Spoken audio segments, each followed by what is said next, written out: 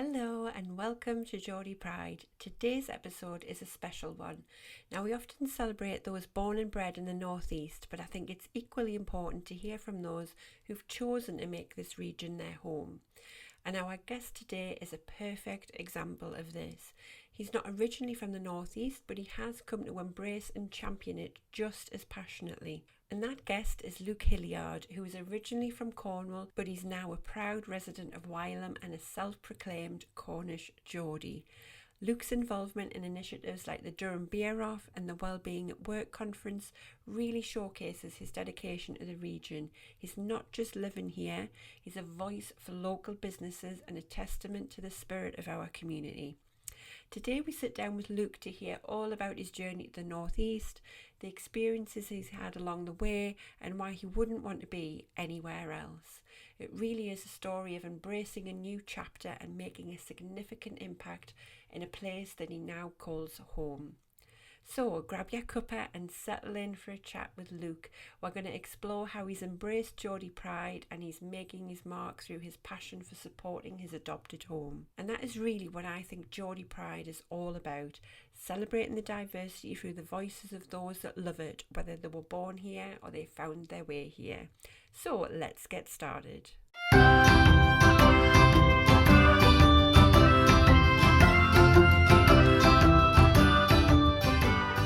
You're listening to Geordie Pride, Voices from the Northeast. I'm Hayley, and alongside my cousin Angela, we're thrilled to bring you the stories that share the heart and soul of the northeast of England. Each episode, we'll dive into the lives of extraordinary Geordies and those who call the northeast home, exploring their journeys and celebrating their achievements. From the time to the teas, from the arts to the sports fields, we're here to share the tales of passion, resilience, and of course, Geordie pride. So whether you're from Whitley Bay or Washington, Gateshead or Gisborough, or you're just fascinated by the spirit of the Northeast, join us as we natter with the best the Northeast has to offer.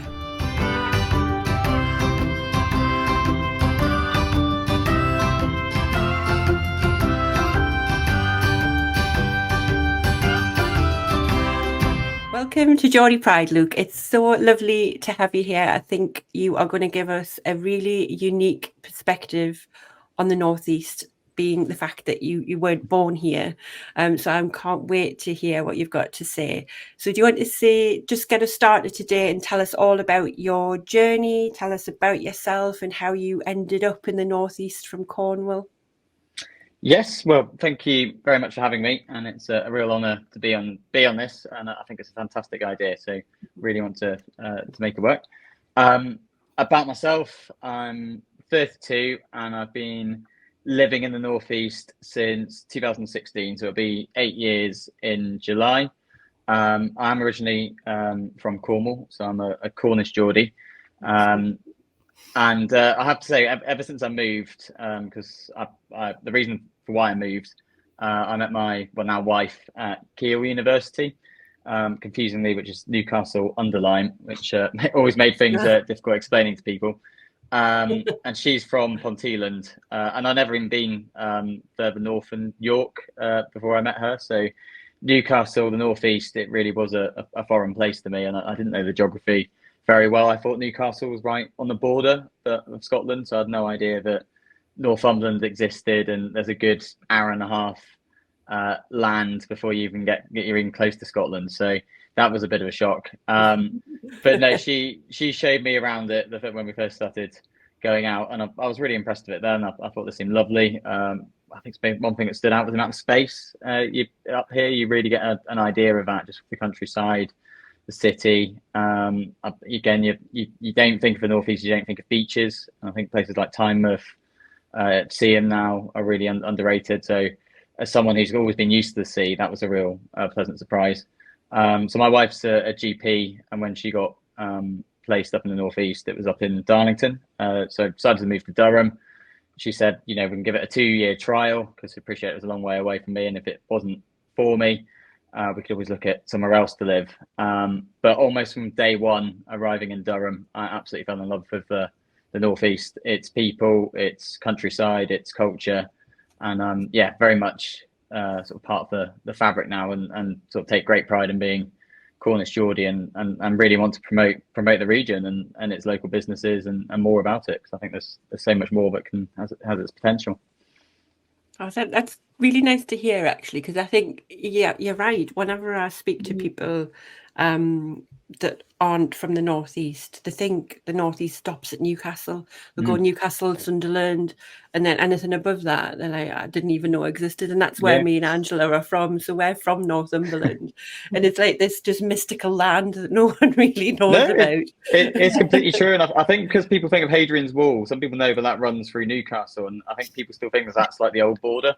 I certainly did. But yeah, places like Alnwick, Wooler, Morpeth, nobody seems to know about Hexham even, and just how big Northumberland is. It's huge, It's there's so much to explore there. Yeah, I'm really impressed that you actually said Ponteland right, Luke. That's taken some years of. It's taken a few years of practice. I think my father still gets it wrong as well. My wife's trained that into me. So you live in Wylam now? Is that I do, yeah. What made you settle in Wylam? I think the village having 4 pubs for one was a big persuasion. No, I remember I had a football match in Brighton and I drove through it and just to get to this match, and I thought, wow, this place is nice because of the boathouse on a nice summer's evening, bridge. I just loved the look of it, and then look more into it, the history behind it, and the whole area. Tyne Valley itself is a really good place to live, and we were very, very lucky to be able to get a house here actually. So because it's not too far from Ponteland, you get all the places to go running. So I'm massively into my running. You've got the cycle routes as well. You've got the countryside, but you've also got a train station to get you into Newcastle. And that for me, as someone who's always grown up in a very rural area, being from West Cornwall, where Bristol was your nearest city, and that was 3.5 hours away. Being within a sort of drive to a city or a train journey, it's just fantastic. So I can't ever see myself leaving Wylam till I die. That's fun, but very, very happy here. Good. I think that's the lovely part about the northeast as well, is that you said there's so much open space that you can feel you're out in the country in the middle of nowhere, but actually you're only like half an hour away from a city. And yes, Newcastle is not the biggest city by any means. It's quite a small city, but it's got everything you want from a local city. It's got everything you need, and it's such a lovely place. So you've got the best of both worlds, really. You've got lovely open spaces and coastal lines, and then you've got the nice city that's so close by as well, and you wouldn't even think it. Yeah, well, it still feels big to me. I mean, being from Cornwall, I remember we got a KFC, and that was a big deal. And I don't think you can even get a Primark or anything like that. So just going to IKEA is still a novelty. But yes, no, I think it's a really lovely sized city because it's not too big. You can get across it easily enough. But it is the fact that it is still a coastal city, really, because it connects up with Tynemouth. But you can get right out to the hills in no time whatsoever. You're about 20 minutes away from the North Pennines, and again, I think that's something that's underlooked. Is just how like incredibly rural and beautiful the Pennines and the hills are. But you're really not far from civilization too. So it is fantastic. So, what would you say are the best aspects of the northeast? Do you think? Is it? I mean, we've talked about some of them there. There might be some others that you've not touched upon, but how different is it from where you grew up, and what are the key things that you noticed when you moved up here that was like, oh, this is really different, but I love it? I think some of the major differences, I think are the people. I think there is a sort of real Geordie friendliness that is special to the region. I think lots of people are aware of that, but the Geordies are that extra bit open. They're interested in you. They ask nice questions. They make you feel really welcome. They don't take themselves too seriously, and I think that's a real noticeable difference. And I've lived in Bristol and other parts of the country, and I think that was one thing about living in the northeast is people are sort of very genuine and more relaxed. Up here, there's a sort of real sort of humbleness about being from the northeast. Other things, I suppose, just what monkey bloods is on an ice cream. Some of the Geordie slang, some of the food. Peas pudding, cheese scones with soup. There's little things like that. The of interest there, I suppose. How big football is up here, which is fantastic. Running. I mean, before I moved to the northeast, I've never interested in running, and now I run very seriously for the Elswick Harriers, and there's such a sort of running and athletics culture up here as well that, again, I don't think quite exists in other parts of the country. And also just things like the sort of the architecture as well, and Newcastle, you can tell, used to be an extremely wealthy town because of a place like Grey Street, built on that sort of Georgian and Victorian money, but also just how it is, it was, industrial heartlands as well. It built so many ships, and also like the lead industry. I don't know how they managed to get all that lead all the way out to South Shields and things like that. It's remarkable. So you do get a sense of that sort of industrial pride, and places, and also the things like the high level bridge as well. I think that's really outstanding from what you can see. I do love our bridges. Yeah. I might be biased. No, I can't think of any city that has as many good bridges as Newcastle. So it's definitely something to be proud of. Definitely. Especially when you're north in the Great North Run. Yeah, I've just found out I've got into that this year, so that's good. So and through the ballot, so that's good. That was a good segue, Angela, because I was going to mention that, because you mentioned running. Have you done? You've mentioned you've done quite a decent time in the Great North Run. Do you want to beat that this year? Yeah, I do. I got 1 hour 13 in 2022, and wow. The aim is to get sort of around 1 hour 12, maybe sort of sub 1 hour 12, and then the year after that aim for sub 1 hour 10, which then qualifies you to actually run with the actual professionals, so you get to be right with the super elites. So you get your own dressing room and things like that as well, I think. So that's like my 3-year plan. Yeah, the Great North Run's massive up here, isn't it? It's like I would love to say that one day I'd be able to do it, but some days I struggle running up the stairs. Never mind running 12 miles or whatever. I do running coaching as well, so I'll be more than happy to help you overcome that. I need to do something. I need to do that, because I think a couple of my friends have done, like, is it the couch to 5K or something. And it's they say, like, it's amazing how much you can just build up your stamina to it quite quickly over time. So you never know. I might join you on that sub 110 challenge one day. No, I think honestly, just to complete it is a real achievement, and it is an incredible spectacle. It's the only half marathon where you get people cheering every like literally every meter. The crowd is absolutely packed, and you don't really get that with any other race. I mean, I think it is the biggest half marathon in the world. I think it's certainly the biggest in Europe, and obviously it attracts some of the best runners in the whole world. So it is, it's a really good way. The atmosphere is amazing to boost the region. Yeah. Did you see you did it last year, Luke? I did, yeah. The biblical rain was terrible, wasn't it? I was lucky. I was driving home, so I missed that. But I could see it coming in as I was driving along the A69, and I remember I almost had to pull over because it was just so heavy. And I did think about all these poor runners. Our tent was like slowly coming in like that with all the rain, and I was busy massaging. Oh goodness, yeah, no, it was madness of that, and it had been so hot during the run, and we'd had such a cold summer as well, and then of course that Great North Run weekend was the hottest of the year, I think. It was just typical, but no, it's I don't think I'll be like that this year. Well, fingers crossed. Crossed. Yeah, I hope. So the Great North Run, I think it looks, I mean, because I've only ever watched it on the screen, I don't usually travel in for it. What would you say is the best part of the run? Because you go over the bridge, like you go like along the coastline, stuff like that. What would you say is the most scenic part of it for you?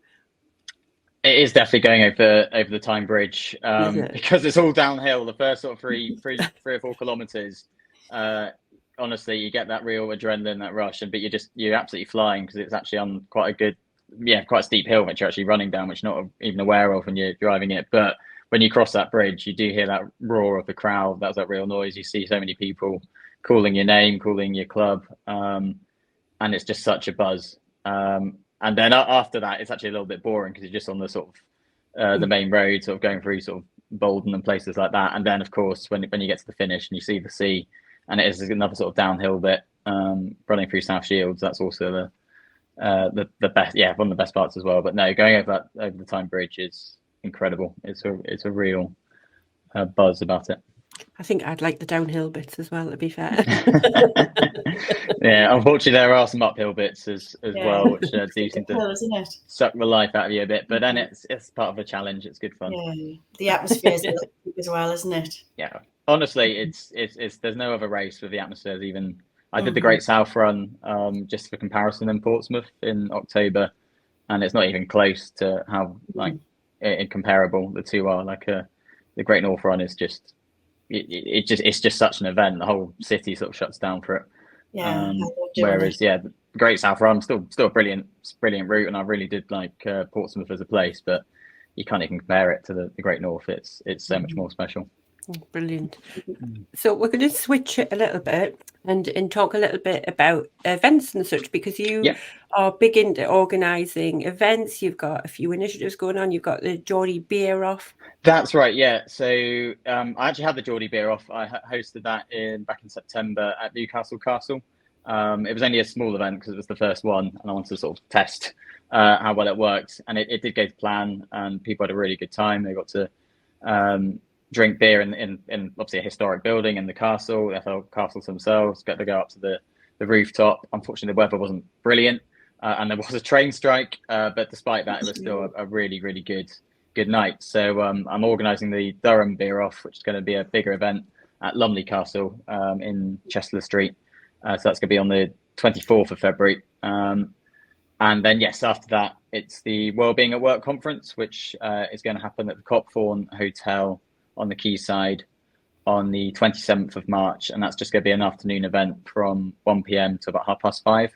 And the purpose behind that is looking at ways we can make the workplace a better place and a happier place to be, because so many people seem unhappy at work. A lot of people are leaving their jobs. Retention rates, productivity rates seem to be all over the place, and there does seem to be this sort of, certainly since COVID, I think, a different attitude to the work, that people don't seem to like it, and that's a real shame, because you spend so much time at work. Unfortunately, it's just the reality.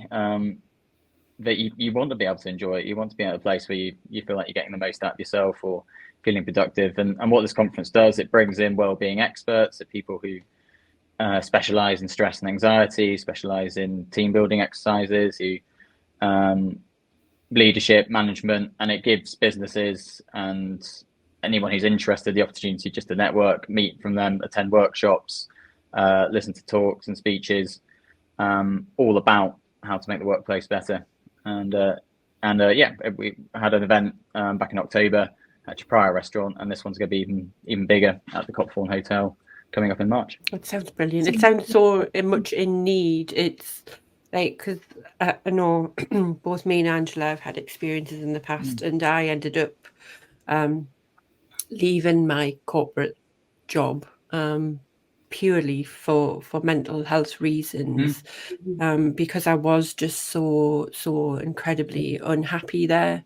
And I desperately tried myself to try and fix things, because ever since I joined corporate, so I joined corporate in like 2005, and I've massively been into my well-being. It's something that just underlying throughout my whole life. I've always been into not so much physical health, I would say. It's more kind of the mental health side of it, and making sure that I'm the best I can be, and the people around me are the best they can be. And so I would do a lot of mental health and wellbeing at work initiatives in my job.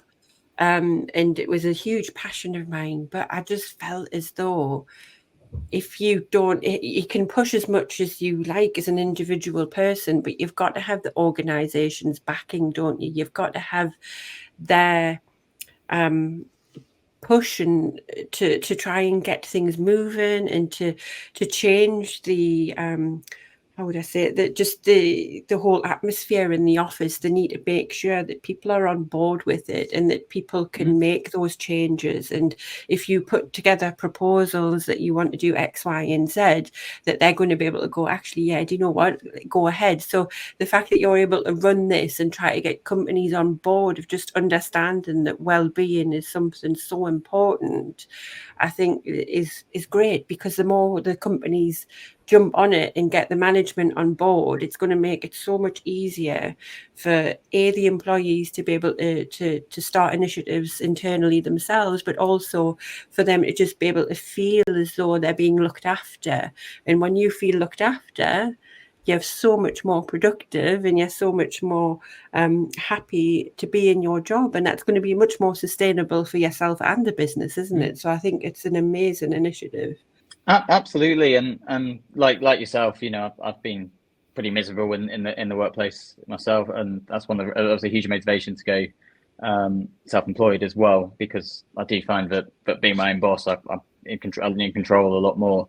But yeah, I think companies, there is more, certainly a lot more acknowledgement now that companies do need to invest more in well-being and social programs, and you do get more well-being experts at big firms and things like that who are qualified to check. But at the same time, some businesses they just think that, you know, having a fun, wear a silly hat day or a pizza party or just a night out can solve a lot of problems. Or in reality, it's just a sticking plaster, and some people don't like sort of big company social events as well. And it's also making businesses aware that they've got to truly understand what their staff want, and a lot of the time it means little if you're going to have a fun incentive day or a day out when actually your staff are underpaid or overstressed and they're not getting enough holiday. And sometimes that's what can fix it, is actually investing in higher salaries or more holiday time, and you'll get better workers. So it's really a case of being able to actually improve things in the working world without overcomplicating it. Definitely, even in the Eastern world, the the Chinese and the Thai, they all like do Tai Chi before work, and they have regular breaks, and they can work between like family life, and they've got a bit of a work balance there. And if they've proven that they can do that, why can't we? Yeah, absolutely. And I know you do get cases in Japan where they do have a very long hours culture, and often in places like rush hour will be at like 7 or 8 o'clock in the evening, because they still have that sort of idea of it. The longer you're at work, the harder you're working. But you're quite right. They do have a lot more company initiatives and awareness of sort of rest and relaxation and that sort of wellness for staff. And yeah, and I think in a way it is a generational thing. I think as more younger generation takes more of a higher position in the workforce, things will make a change. But it's the whole point of this conference is to look at ways of how that can happen and really sort of be a force for good in creating that. Because I think people are capable, and already there are shifts happening. But we need to fix it, because if people are going to be miserable at work, it's not going to be good long term for the economy, productivity, and all sorts. So what sort of regular events do you do, Luke, that sort of incorporate in the corporate world? Well, I'm very much want to promote small businesses, and my events, and I'm still sort of new in making them happen, but that is very much my purpose in what I want to create. And that's for me. So for example, the Durham Beer Off is only, you can only enter if you're an independent brewery, and you've got to be based in County Durham, because there's a lot of small breweries around there that here get a real opportunity to shine and get a sort of showcase for them. And it's tough, especially for brewers. They've got so many markets to compete with, big chain pubs, and for me, I just get frustrated when you just go into a pub and it's obviously owned by another chain, and it's all got the same beer, the same lighting at the front, and it loses that character. And that's a real shame when there's so many good ideas that exist in small businesses to sort of come through. But I really want to change that and give small breweries that opportunity to show what they're about, and it gives a real identity to the region through what they drink and eat. So there will be more events sort of based around local food, looking to do like a English wine or sort of Northeast wine night at some point where it's sort of local wine. I know Northeast doesn't quite have the vineyards, but there are some in Yorkshire. Whiskey, gin, there's quite a few distilleries in the region. So it'd be really good promoting there. And then also just the things like tea and coffee and chocolate. So the events are sort of going to be sort of hospitality themed, but also running as well. I'm looking to do events that promote running businesses in the region too. And also, that links into other smaller businesses, physiotherapists, yoga, Wellbeing. And for me, that's really important. Yeah, well, that's basically what I do for a living as well. So within my role, within the charity, that's what I do. I do corporate massage as well. So we're trying to get into that sort of niche as well. So to raise not only just a little bit of awareness for our charity, but a little bit of money as well, and going to do corporate massages and reflexology, engine head, crystal therapy, the whole shebang really. And we've got a Wellbeing van as well. So going out rural, because there's a lot of people here we work with that's got cancer that don't like to go back into the clinical setting as well. So they like to be out and about in a normal sort of environment. So that's another string to my bow sort of thing with the charity as well. But yeah, corporate side of it, that's proven a lot with retention as well, like even at an on-site massage, neck and shoulder massage, stepping away from the desk for a good 15 minutes has proven well sort of on the working day. Oh, 100%. And just it being having something to do in your lunch hour, even lunch half an hour, and just doing some exercise or something that's away from work but still sort of productive. The benefits can be enormous. So I think that's a really, really good thing that you do. I hope to see you at the conference. Well, actually, Luke, it's really strange this, but today I met a lady who knows you, right? And I've just clicked on, and she's just given me your email to actually contact you to do this conference at the Copthorne. And it wasn't until you said it I thought, that's Luke. Good. Well, clearly the word's getting about, so that's the main thing. The power of universe, I'm telling you. Brilliant. It's how weird. Yes, I'll have to email you, Luke. Good. Okay. Well, no, we'll definitely sort that out. That sounds absolutely fine. So, Luke, what do you think? Where do you think this passion for local businesses has come from? Is it something that you have done when you were out in Cornwall? Like, is it just been since you've come to the Northeast? I mean, Cornwall's obviously quite individual in itself, and it's quite independent, and it takes great pride in having Cornish themed things. If you go there is an awful lot of Cornish tea, and obviously pasties are very big to the region. Greggs can't conquer Cornwall because nobody will eat there because they don't do real pasties, and that's literally what it boils down to. And it's very proud of it. It's sort of fishing industry, and so I suppose maybe a sort of subconscious level, I've always grown up thinking that small businesses with that sort of individual pride is really important. And I suppose when you get to Northeast, there is definitely sort of businesses that take great pride in the region. But I just love having that uniqueness about it, and that sort of sense of sort of regional character, and something that's a little bit different. And for me, sort of showcasing that and giving people the opportunity to try it is really important. But it's also good for helping people get wealthier without all the money just going to the top of a big corporation. And it takes away that sort of corporate power that a lot of the bigger companies have. And I think that's something that has unfortunately changed over the last 40, 50 years. There's been a huge decline in smaller businesses, and you go to the many towns in the UK now, and it is just the same old shops. And it's a real shame, because it would be great if everywhere could still run its sort of own smaller independent businesses, and keep that sort of thriving. So that to me is really important.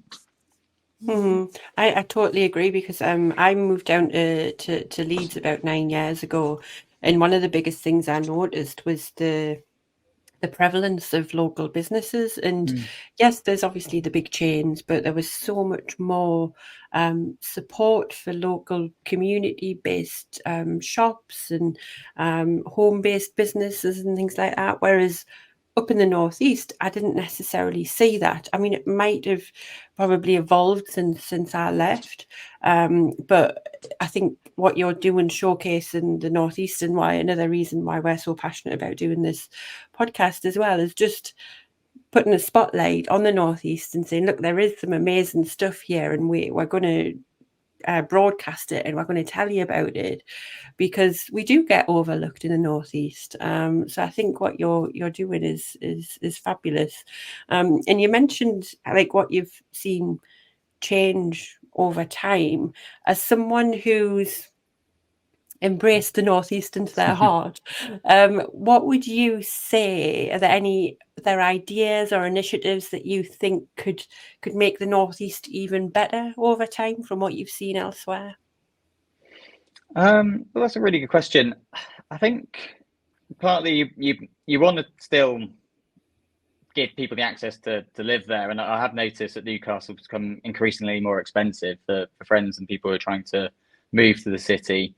House prices and rents have just shot up now to the point where you can no longer say, "Oh, Newcastle's a cheap city." It's still cheaper than Bristol and other places down south, but nowhere near what it was 4 or 5 years ago. So I think investing in houses, and I know for a lot of people that can be frustrating if new housing builds are blocked on there, but I think it is important that that keeps happening. And then likewise, you want to keep investing in the industry, and I suppose investing in the environment is going to be a real key one sort of for the northeast, whether it's investing in renewable energies, looking at different sort of avenues of sort of technology that people can explore. And I know that there was that battery plant up in Blythe, which still seems to be up in the air whether that's actually going to happen or not. But you want businesses like that to be able to take off, to give that employment and opportunities for people, but also where they can live that isn't going to cost them an arm and a leg with mortgages or rent. So for me, that's going to be essential to keep the northeast thriving. I'm pretty sure that's a bit of a boring answer, sorry. No, I think it's completely right, because we lost a lot of industry with the mining and everything like that. Like that's just gone, and unfortunately that left a lot of local villages and towns in dire straits, really, particularly around the area where me and Angela are from. So looking forward and what is going to be big in the future, it's technology and renewables and all that. And it's like, can we focus on those areas and see what we can bring into the northeast that would help and support there, because we have lost so much industry. If you look back at early 1900s compared to what we've got now, like it's just incomparable, really. Oh, you see pictures of Newcastle, like the quayside, about 100 years ago. It's almost unrecognisable, the amount of industry and ships that used to float down the Tyne. And I know places just outside of Wylam. You know, I've seen old photographs of like the power plant at Stella, and the fact that Wylam had 2 railways is fascinating, because it had all that industry, and places like Bladen were used for all the sort of smelting from all that lead mines and then sent out to sea at South Shields. And so some of that may have changed for the better, because it probably was horrible at times. It would have really smelt. It would have been really dirty. There was a lot of poverty, obviously, in South Shields and places like that. And you've got sort of books that there's those novels. I think it's Catherine Cookson that sort of highlights how difficult it was to live there. So maybe some of it has changed for the best. But no, there are plenty of small villages in the northeast that I know I've had it incredibly tough, and they've really struggled from a lack of investment and lack of employment since a lot of mines and factories did close down, and that for me is really sad. But again, that's one thing Cornwall and the northeast has in common, because you only have to go to Cornwall and it's just got all these old mine shafts from many years ago where it used to be a thriving industry. Sad, really, isn't it?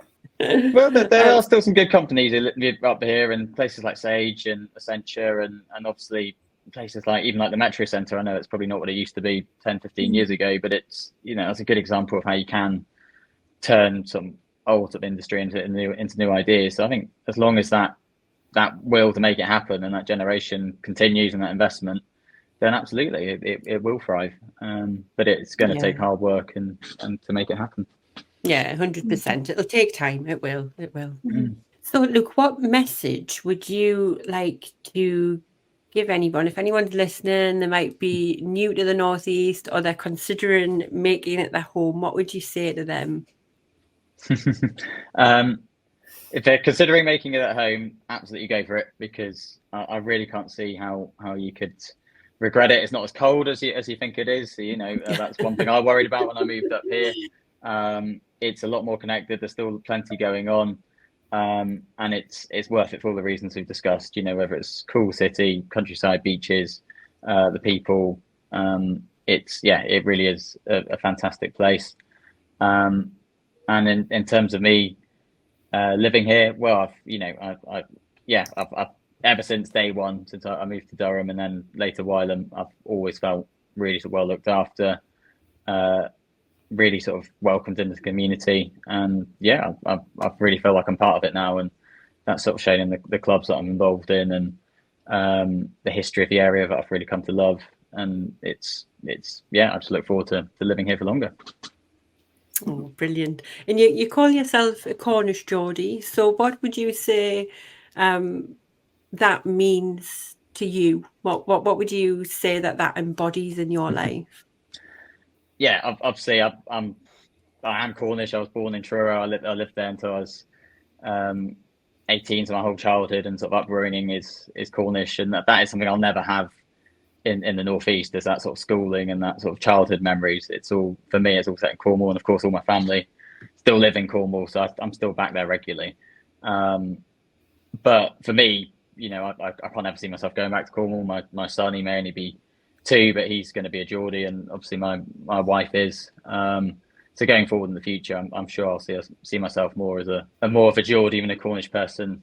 Give it 20 years or so. And the thought of that is really exciting, and I really like that. So yeah, that's where it's going in the future, but I suppose at the moment I'm a mix of 2. It's lovely to hear, and we're welcoming you with open arms. Thank you. So before we wrap up, we thought we'd have a little bit of a fun with a little quick fire round. So it's just asking you a couple of questions and just answer with the first thing that comes to mind. The first one might be quite controversial. So interesting. Right, now, tricky question this, Luke. Cornish pasty or Greg's sausage roll? Oh, Cornish pasty. I'm sorry, but you can't compete with it. The Cornish pasties have a real artisan about them. So it's, that one 100% is Cornwall. I think there could be a market, for a Cornish bakery in Newcastle. I think that is something the Northeast is missing. But you would be competing with Greg's and all, so it would be a tough market. But it's quite a challenge. There is definitely definitely some baking that the Northeast would benefit from. Next one. So because we know you are a big beer fan based on your events, what is your favourite local beer? It's a good plug for them, this. Honestly, there's quite a few have come to mind. Ooh, I really like Newcastle Brown Ale. Honestly, it's probably a Tyneside Blonde, which is by Hadrian Border Brewery. That's always my go-to beer if I'm sort of in the pub and they've got it on. It's just a really good, easy, drinkable sort of blonde ale. It just goes down really, really nicely. So Tyneside Blonde. That's what I like. I don't like anything too heavy. I might try that one. So Newcastle Brown Ale. Next one, Luke. What's your favourite Geordie phrase or word? Scran. I just looked like, I'd never even heard of that when it came up, and it was just, I didn't know what it was when people said the scran, the bait. That's just like, what, I didn't know, just no idea. And then it turned out bait means lunch or just food, and it's never even heard of that being called in the past.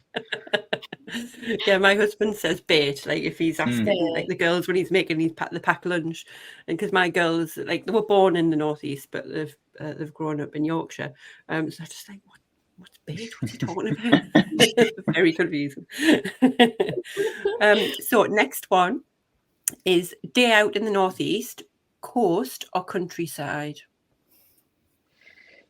Ooh, I mean, it's a little weather dependent on that, isn't it? Because I'd say coast. Honestly, I think Tynemouth and like Sugar Sands, just sort of north of that, or like Ambleside, absolutely gorgeous.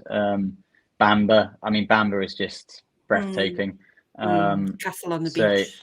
Yeah, Lovely. and honestly, that castle is just enormous. So although there are some gorgeous hills, especially out in the Pennines, I prefer mainly sort of to cycle there, whereas the beach is a bit more relaxing. So yeah, it would be the coast. Lovely. Yeah, definitely. Bamber's beautiful. Last question, Luke, and finally describe the northeast in just one word. Friendly. It's the first thing that comes to mind. Honestly, people here are just so friendly, and it's not just people, it's businesses, it's sports clubs, it's everything. They've always made me feel welcome, always made me feel happier, and I feel like I've become a sort of more friendlier person since living up here. Oh, that's really lovely here. Yeah, that's nice. So now, before we say goodbye, I just want to check if there's anything that you want to share with us. You've mentioned a few of your events and upcoming projects that you've got, but is there anything link-wise that you want to share so our listeners can check out your upcoming events? Yeah, obviously the Wellbeing at Work conference, yeah, as I said, 27th of March at the Copthorne Hotel. The link is on Eventbrite, so if you just Google it, should come up through Eventbrite. But if you go onto that website, it'll be there. If we can get sort of post that on Instagram, and then keep in touch for future hospitality events. There'll be one or two this year, but I think predominantly most will be in 2025 because they take a lot longer to plan than I realised to make them really successful. So yeah, they're very much sort of in the planning stage at the moment. But come next year, there should be a lot that really promote just the region's food, restaurants, businesses, and to me that's really important. Brilliant. Yeah, and we'll include all the links in the show notes so you can check those out. So if you want the Eventbrite link, we'll pop that in. Cool. And for anyone that wants to follow you on that, have you got any social media handles you'd like them to get in touch with? Yeah, if people follow the Durham Beer Off, that is like my main event sort of Instagram page, and through that there'll be future events posted, and that will sort of, whatever the big event is, the sort of that Instagram will regenerate into that. My company name is called Look for Two, but at the moment it's still sort of in the early stages. But so at the moment, just stick with Instagram because you get all the information through that. Perfect. Lovely. So thank you so much for spending some of your evening with us. I know it's very precious time, and sharing your story and all of your events with us, and we really appreciated it, and I hope you have enjoyed our little chat. I've absolutely loved it. It's been really, really good talking with you both, and I think this is a wonderful idea, and wish you all the best of luck with it. Oh, thank you so much. Thank you. Yeah. Thank you.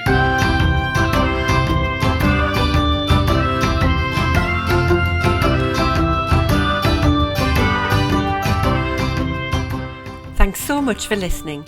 If you've enjoyed this episode and you'd like to help support Geordie Pride further, then don't forget to subscribe, share it with others, post about it on social media, or leave a rating and review. To catch all the latest from us, you can follow us on Instagram @Geordie Pride. Until next time, keep that Geordie Pride shining bright.